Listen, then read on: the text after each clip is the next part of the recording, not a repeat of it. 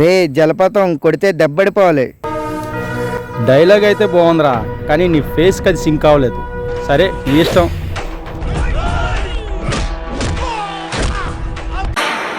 నా కొడకల్లారా, ఇది చూసాక కూడా నా మీద పని చేయాలనుకుంటే ఈయన కొడితే గుర్తొచ్చినప్పుడల్లా ఎక్కెక్కి ఏడుస్తారు నా కొడకల్లారా.